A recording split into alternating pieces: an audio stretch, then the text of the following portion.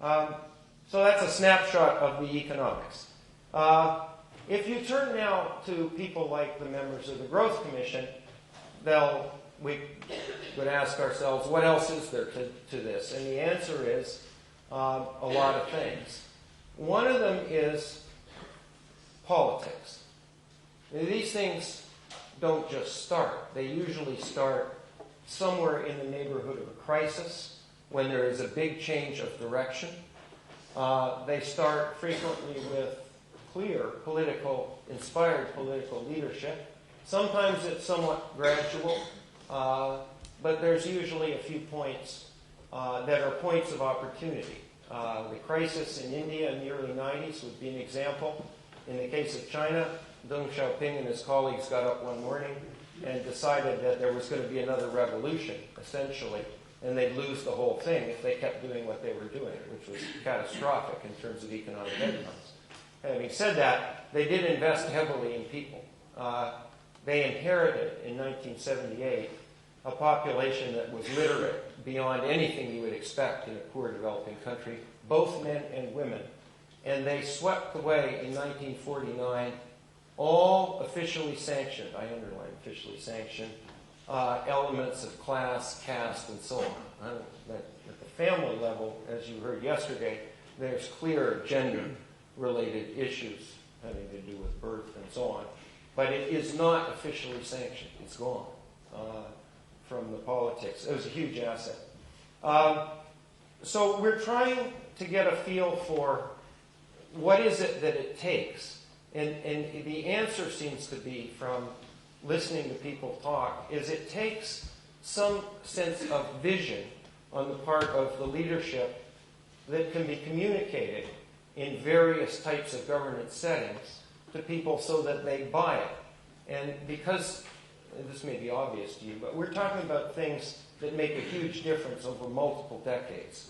I would say the full development process at high speed, if you measure the starting point as when you start to grow and you're very poor to the end, we're talking somewhere between 5 and 7 decades.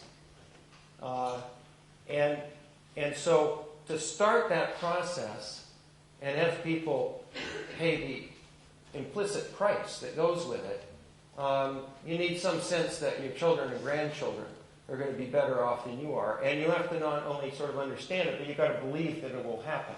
And there's lots of things that will interrupt it. Sudden shifts in policy, mistakes, and so on. So we're trying to get a grip on that, and we will definitely not define growth as an economic challenge only. In fact, I would guess that the emphasis will go toward the institutions, the initial building of consensus that allows the process to start, and the skill in managing the political forces as the process goes on. I'll just give you one example. You create a middle class if you're growing at these speeds, and it happens fairly rapidly. That represents a new and different political force. So the constellation of the politics that lies behind all this as a constantly shifting thing.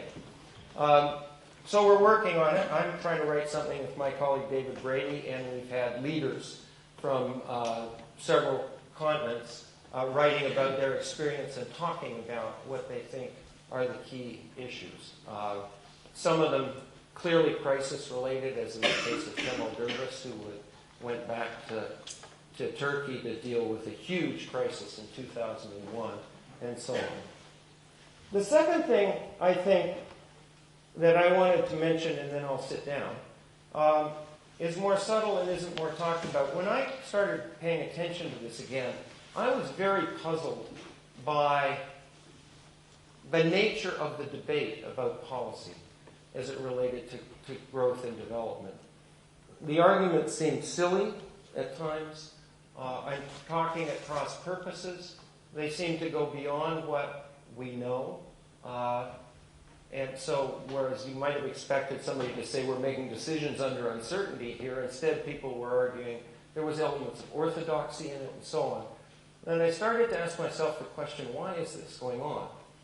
And this isn't meant to be an entire answer, but I'm going to try to lay out in a few sentences what I think makes development so hard. And I'll do it using the example of China. In 1980, approximately, Deng Xiaoping got in touch with the World Bank under McNamara and said, we're changing direction here. We're going to run a sort of socialist version of a market economy. And we need a little help because nobody around here knows any economics. And the World Bank did what it has often in the past done well, and that is arrive with essentially the capacity to assemble the resources from the developed world and many, many distinguished economists from Europe, Janos Kornai, from America, the late James Tobin, went there to talk about things that they didn't know much about. I mean, there's a famous lecture on a boat that Tobin gave on managing the demand side of an economy. The Chinese had never heard of the demand side of an economy in terms of management because they had a command and control supply side economy. It was an eye-opener, apparently. I wish I'd been there. So they learned a bunch of economics, and then they avoided a mistake that could very easily have been made. And that is, they did not assume that what they just learned, which is what we all learn in graduate school or undergraduate programs, was a good description of their economy, because it wasn't. What they learned at that point is going to be a good description of their economy in another 20 years. And what I'm trying to convey to you is that development is development in all dimensions. Institutions, politics, market, depth and maturity. And so actually, we don't have a model that describes an economy accurately at various stages of development. And even if we did, it keeps changing. It is part of the process. And so you have, as in the case of global warming, an incomplete understanding of the entity that you're trying to regulate, stimulate, invest in, and so on. And you have to act appropriately. Now, what does this do? Well, it causes people, if they're acting rationally, to be pragmatic, to be experimental, to take actions that are designed to avoid the really bad outcomes, the lower tails. And so a lot of what you see that now looks very clever, particularly in the case of China, is actually a rational response to this underlying condition. And it's not going to go away for quite a long time. I mean, the ideal would be a market or a model. And when I say model, I don't mean a formal model. I mean the thing you use to guess what the impact of what you're about to do will be. There is such a thing in any responsible decision-making. It may not look like a model of the type that Amartya and I, or anybody in this room, would write down. So you have this sort of challenge of constructing intelligent and continuously changing policies designed to sustain the growth process with an incomplete understanding of the entity underlying it. And my final sort of few sentences on that is that part of what we don't understand, and I mentioned this at lunch yesterday, is what I've come to call learning processes. Other people would call them human capital, and I don't think we have a fully complete set of terms yet. It's pretty clear in the growth process that you're accumulating what I would call intangible assets. If we knew how to measure these things, there'd be a balance sheet. And I think a very large fraction of what's valuable in the balance sheet would be what people and the economy and the regulators or the government know how to do.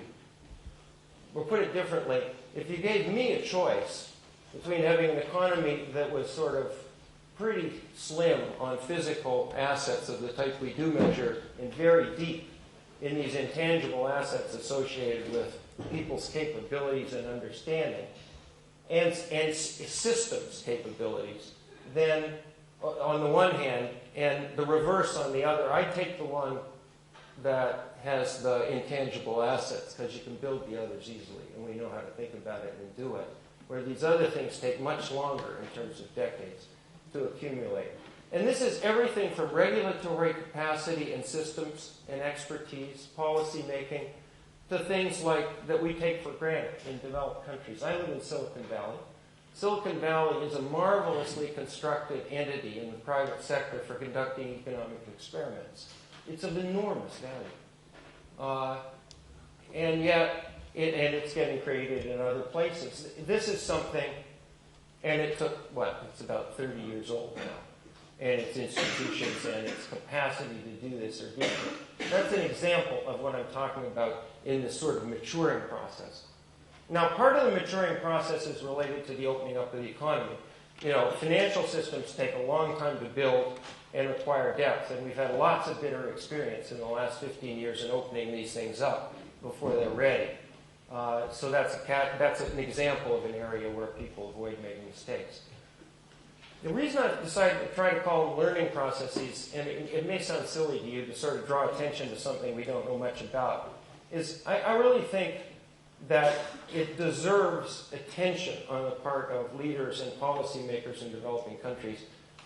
The attention devoted to something like this, which is are we moving along a path in which people, individually and in groups, are learning as quickly as we can imagine they're learning how to do the critical things? We know bits about this, right? We know about human capital and schooling in various categories. We know we measure the inputs better than the outputs and occasionally fool ourselves. We know that there is technology and transfer of know-how associated with the growth process and that it occurs through multiple avenues, including foreign direct investment, but in other ways, sending people abroad and so on. But at that point, we sort of run out of answers. And so when somebody says, plausibly, I say it all the time, the financial sector in China is underdeveloped relative to that in India, and if you shocked it by opening it up too quickly, you would get completely unpredictable results, and people nod. But somebody might say, well, Mike, what do you mean by relatively immature?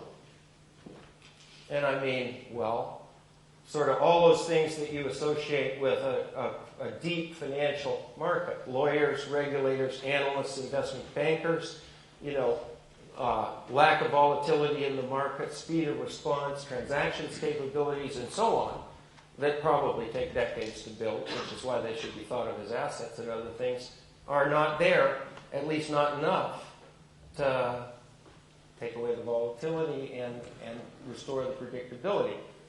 That's a perfect example, I think, and I'll subside on this point, of why I think we need to develop the capacity to think about, and it's very close to at least a pragmatic version of human development. It's not probably what many of you mean, but it certainly is sort of very deep capacities that we associate with people. And we know how to start that process by educating them, but we don't know how to think about it yet. I asked Rick Hanachek, who's one of the best people in educational research, how he'd think about it, and he'd say, I think about it in terms of culture. There are cultures in institutions and societies that promote learning by encouraging people to pipe up and shout and talk and argue, and there are cultures that promote, respect for authority and so on. The thing I've been most struck about when I've been in India and China, this may surprise you, is the similarity and high quality of the policy debate that goes on all the time. It may surprise you because you can see it in India. All you got to do is read several newspapers. In China, it's hidden from view. But China is actually an open system when it comes to policy debate. If you have ideas, you're let in, and it runs completely counter to the image of the place. And that, I think, should be thought of not only as giving better results than you would expect from a system that has that kind of top-down, centralized character, but it's inherently, essentially, the learning process that I think is at the heart of development.